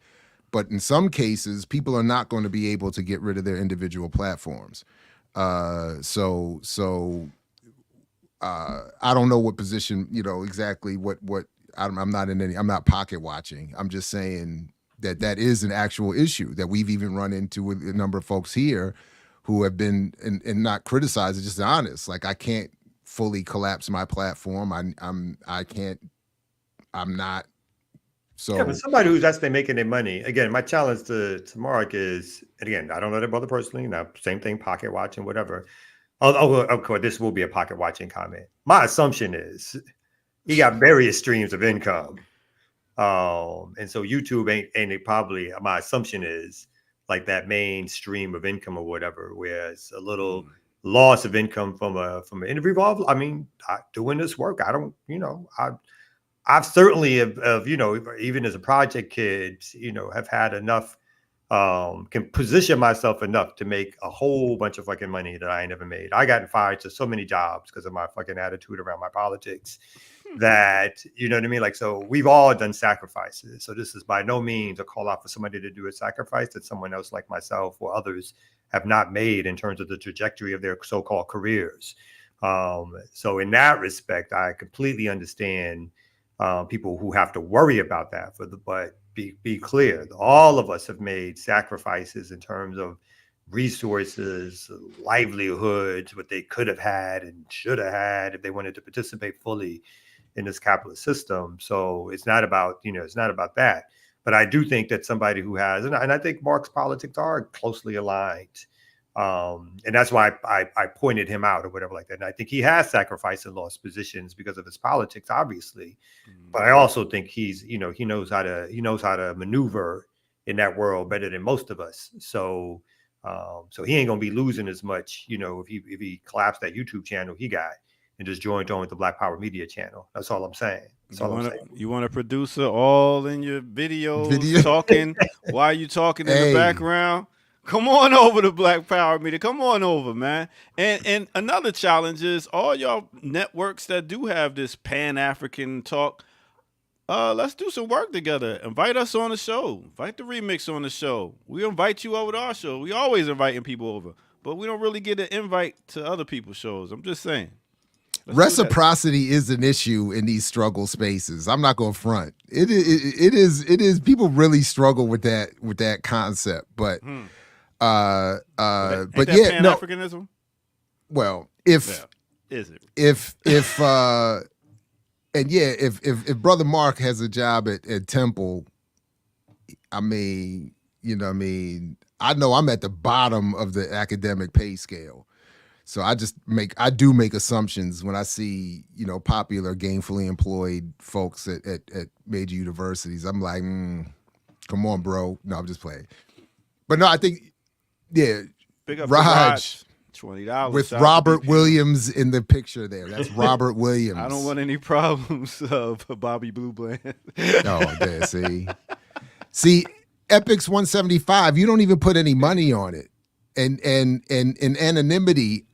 I wasn't joking with the quote. If you have information that quote is false, hey, I cited the source. Let us know. You know what I mean? We're not here to spread false information. Talk that. Essentials, $10. Bars. Kamal K. Franklin. I got 10 on it. Thank you. Eggs Essential. I think we got to credit the handle a little bit there. I think that's slick right there. Oh yeah. There it is. Eggs Essential. I think that's a slick little pun right there. Yeah, see? I got scholars around me. All right, I guess we can take a quick break. That's what I'm talking about. Let's get Cam and Mace. Let's go. Come on, no pause. That's right. There might be some work to do there on the politics first. No, we can't afford them. It's already very clear. They're very clear. We can't afford them, and they're not paying us. So it's not going to. Harlem that part of they've made it very clear that they're only there for the big stacks of racks. They're in a whole different, All right. I'll go ahead and take a quick break, and then we come back up. Y'all can dig up another story or two. All right, right here on the Remix Morning Show. Let's go.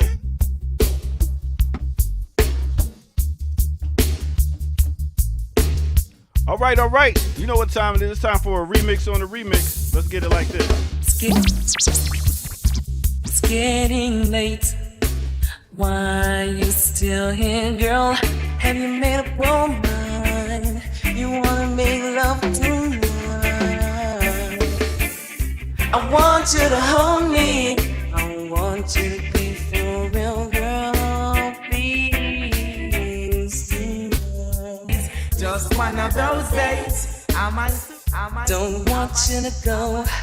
'Cause I don't feel like being lonely, no, not tonight. Honey, not tonight. In another room, You're so scared, 'cause I can feel your heartbeat. It's so fast. I'm the one to whom you belong. Oh yeah, oh yeah, oh yeah. Yeah. There you go. Real quick mix right there.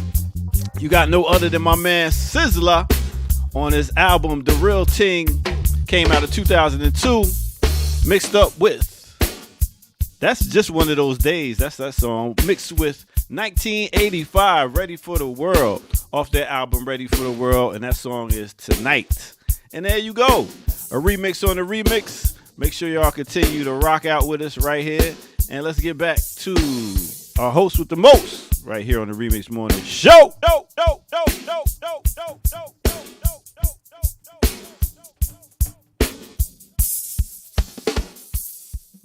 Yeah. Why am I in the chat today? I try to stay out the chat, but there's like fighting in the chat. People calling each other. Like, I'm tired of this. Damn. I was like, "Ooh, what's going on in the chat?" But and Ricky said something. Don't put that up. That was there. I I like that. I like Signifier. I'm like, I don't think he's fake at all. Yeah, I don't think so either. Yeah. And like he needs to stretch. I think that, but I think he's trying to stretch, to be honest. Okay. And Ricky Ryan, we are besties, B. I was giving you a compliment. Wow. Was I think you are one of them. Huh? I think so. I wasn't sure, but I want to say on live, on platform, I think you're one of the best organizers of this generation. By me saying young, by no means was I throwing you shade. The things that you've done, the work that you've created, I think you are one of the premier organizers of this generation and future generations. I throw down for you, Miss Ryan. Just let you know that. Some people don't know how to take compliments, man. You know what I'm saying? I mean, I always misread it. Half the time I can't even tell what people are talking about, but I just said something. So I just want to make sure that you got that you know that. Live on here. But just real quick, FD we disagreed. We even talked a little bit about that. We disagreed on his Wakanda Forever take. I was like, but we don't have to always be on the exact same page. For real. At the exact same page. You know how much I don't agree with some of these guys on the screen, but we still get here. CS, $10, super sticker. Super sticker. We need some more. I mean, we're gonna go on with the show, but I'm just saying, $10. There's 649 people here. $10 per. That's the charge of admission. Every day, any day. I need to get up in here. Support. The station doesn't go on without you. The improvements that we need to make don't happen without you. The ability to get like reporters on the ground don't happen without you. You know what I mean? Like we out there, where else we gonna get the money from to do all this? I mean, we've actually raised money on the background. I mean, just to be honest, we've raised money, but still, I need more support. I know everybody's poor, B. We're all poor. No, shout out to Chris H. Let's get the compliments up. I appreciate that.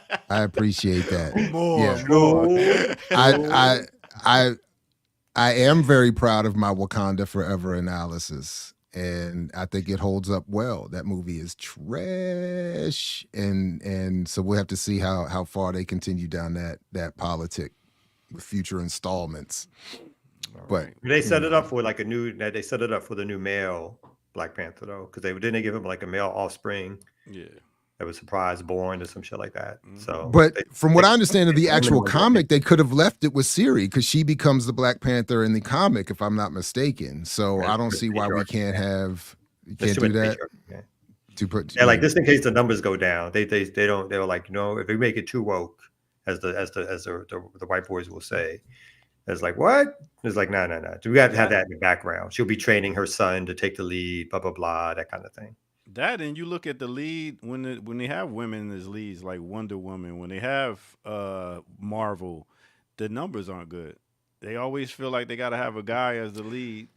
So that sounds like the go woke, go broke argument that the right wing YouTuber sphere has been saying about Disney for a while, and I'm not sure the numbers actually support that. They made money with the female lead characters. I just think they stretched it so goddamn far. Superheroes characters. Yeah. But there's I don't have it all in front of me, but there's I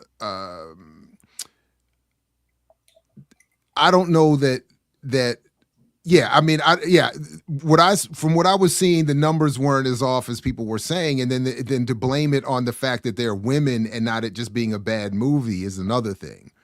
So that's part of the argument. I don't think it's automatic that just because the movie stars women that people don't go see the movie. I think if the movie sucks, that is also a problem. But it's definitely in the sort of white manosphere of YouTube, this go woke, go broke analysis. But Disney seems to be making more money than ever. So I don't know, like Disney's not collapsing.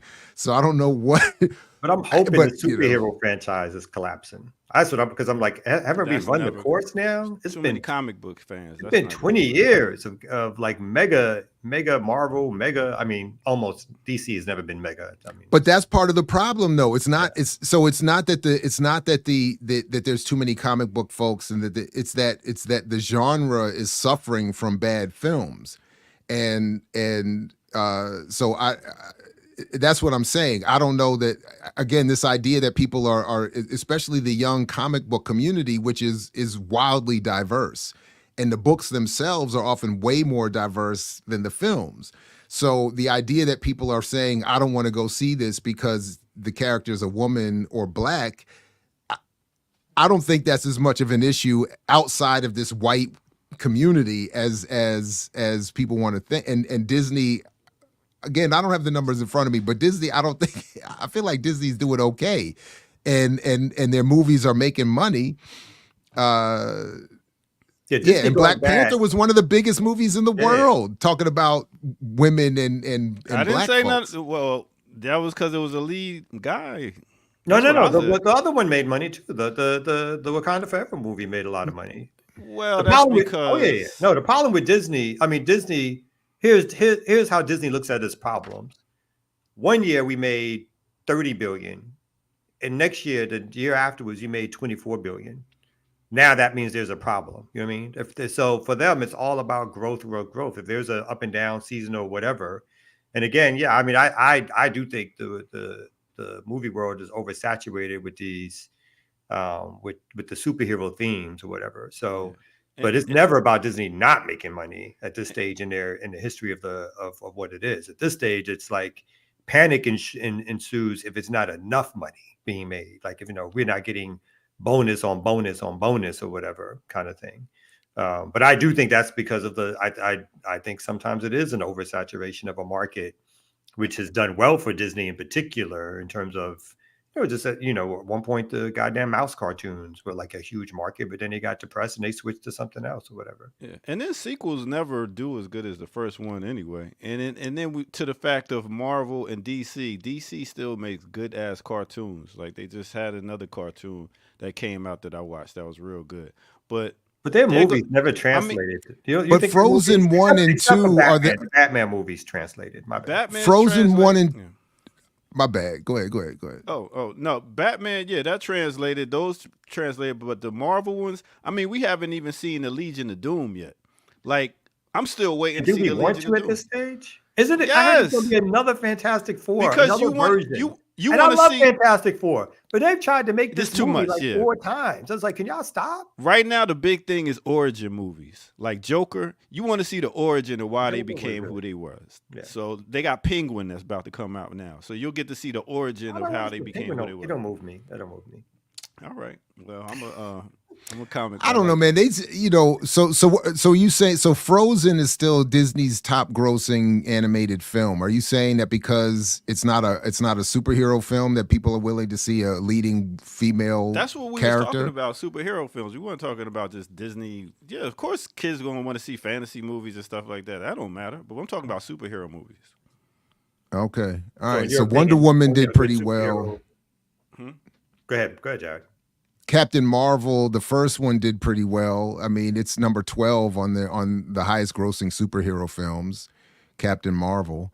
So again, I think it has more to do with the films being terrible and oversaturated and all of that than it does this idea that if you put a woman in the leading role, people aren't going to go see it. People went to see the Wonder Woman thing, right? With the Zion. Yeah, at least the first with the Queen Zionist in it. Yeah, they sure did. They hopped over to see the Queen Zionist.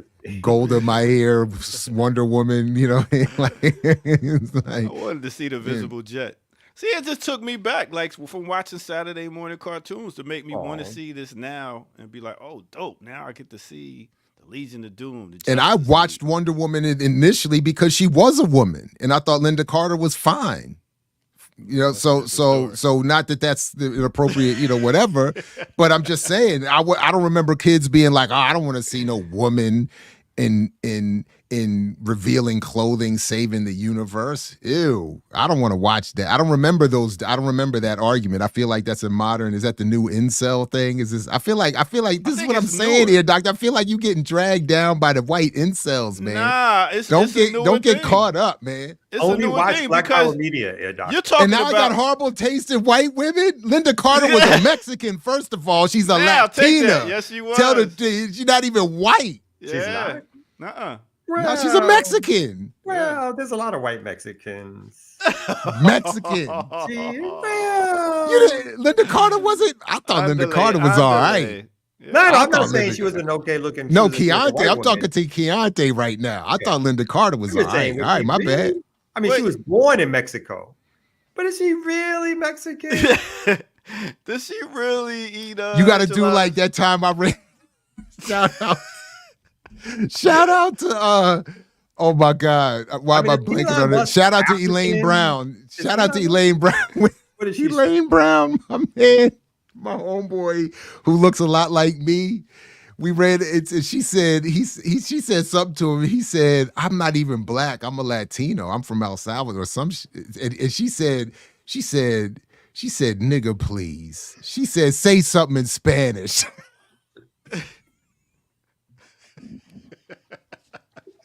And he stood there, he couldn't say nothing. And she said, "That's what I thought. Nigga. You a nigga just like me. Nigga. Talk about you from Latin Now, America. Say something Get to the back of Spanish."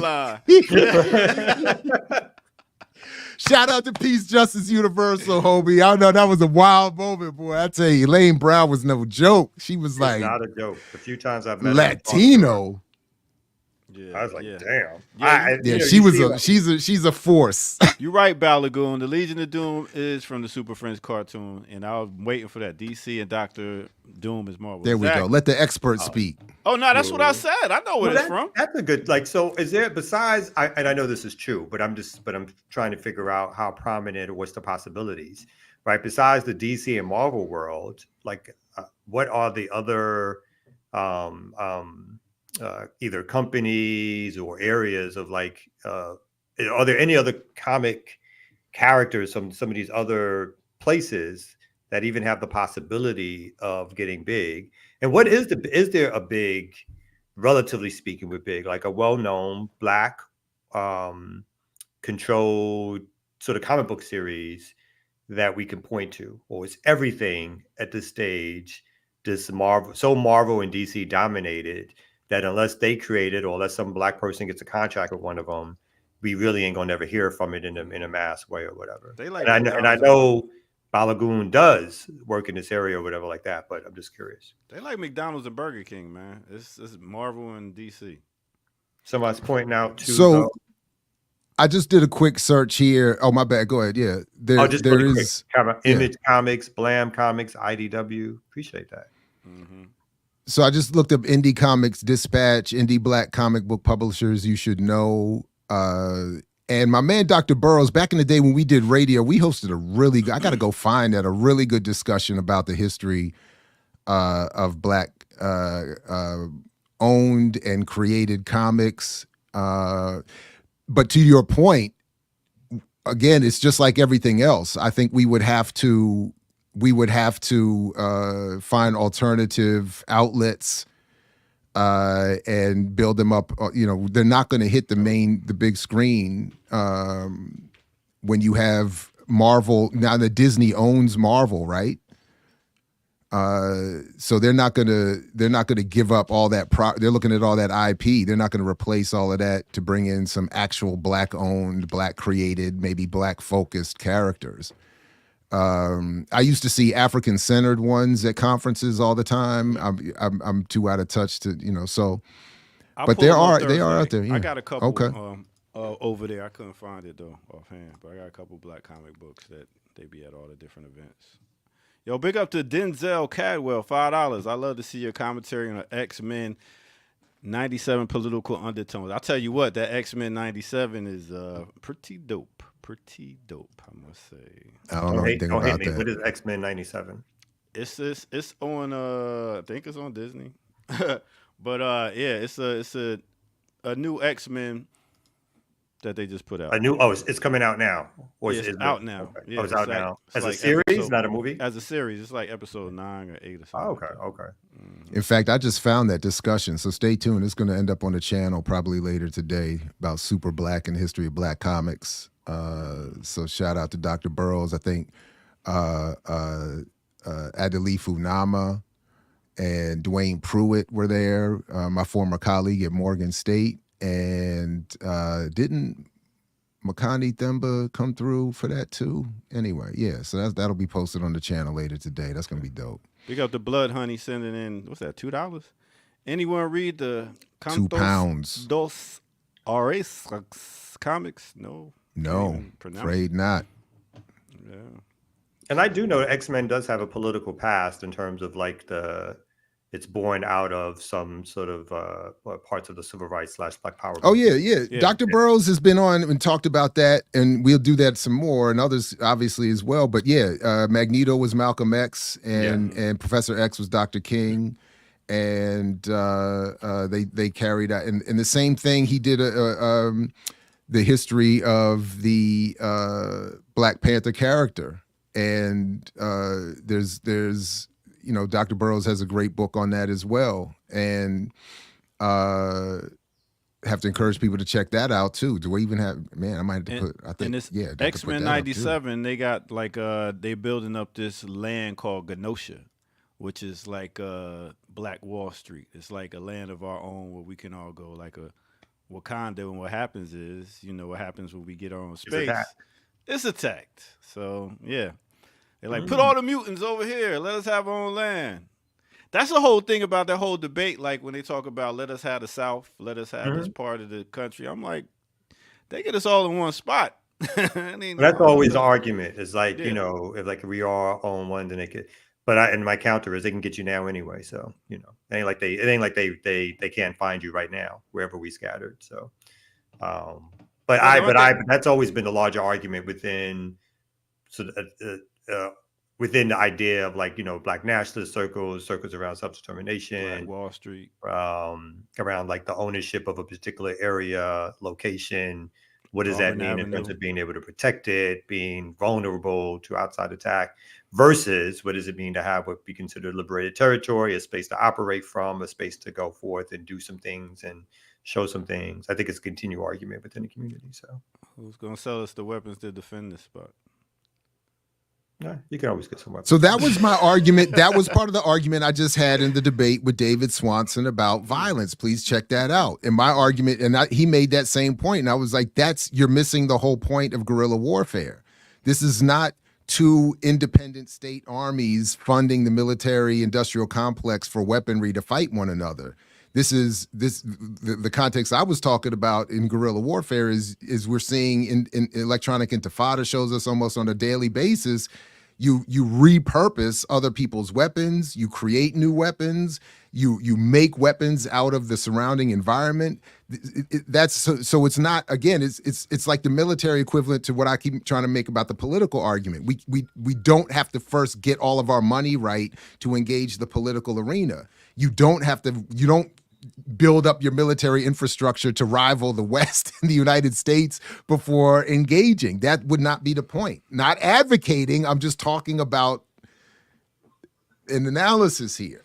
Now, Come out and believe in New Africa. Man, that's deep. Hiram taking shots. I still believe in New Africa, my brother. Let me play the devil's advocate in that synopsis there, Jared. So that's why we need STEAM programs so these kids can learn how to hack. It's part of because I'm gonna jump in there real quick.